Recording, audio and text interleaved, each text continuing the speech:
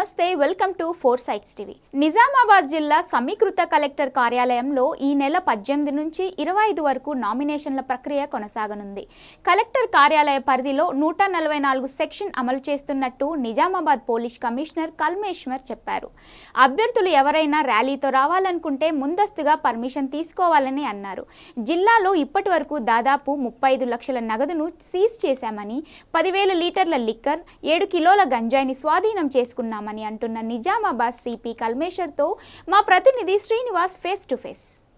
Nomination సంబంధించి ఇప్పటికే అధికారులు అన్ని ఏర్పాట్లు చేశారు. అయితే పోలీస్ అధికారులు ఎలాంటి కట్టుదిట్టమైన ఏర్పాట్లు చేశారు అనే అంశానికి సంబంధించి మనతో పాటు మాట్లాడడానికి నిజామాబాద్ సిపి కల్మేశ్వర్ గారిని మాట్లాడే ప్రయత్నం చేద్దాం.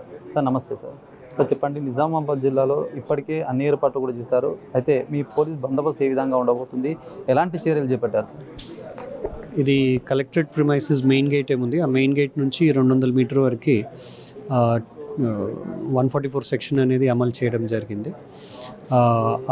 200 మీటర్స్ దూరం నుంచినే మేము క్యాండిడేట్తో పాటు ఒక 4గురికి 3 వెహికల్స్లో మాత్రమే అలౌ చేయడం జరుగుతుంది. ఇది ఎలక్షన్ కమిషన్ గైడ్లైన్స్ ప్రకారంగానే ఉంటుంది. ఇది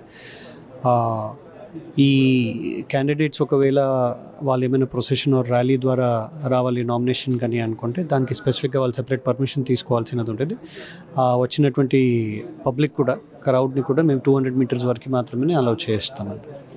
ఇప్పటికే హడావిడి అయితే ఎలక్షన్ హడావిడి మొదలైన నేపథ్యంలో కూడా ఇంకా మీరు ఏమైనా చెప్పదలుచుకున్నారా? ఇంకా ఈ ఏదైతే ఆ నామినేషన్ చేసిన అనంతరం కూడా ఇంకా మొత్తం కూడా స్పీడ్ పెరిగే అవకాశం ఉంది. ఒక ప్రజలకు కానీ, ఇటు నాయకులకు కానీ, పార్టీలకు కానీ ఏమైనా చెప్పదలుచుకున్నారు?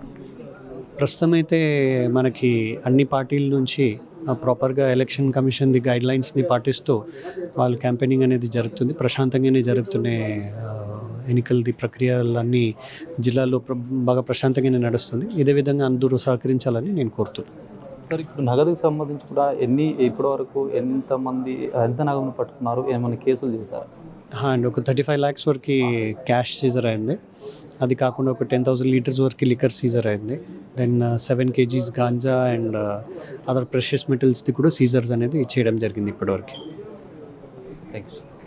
ఇది మొత్తానికి కూడా జిల్లా యంత్రాంగం కూడా అన్ని ఏర్పాట్లు చేశారు. పోలీసులు కూడా ఈ సంబంధించినటువంటి అంశానికి సంబంధించి భద్రత కూడా ఏర్పాటు చేశాము.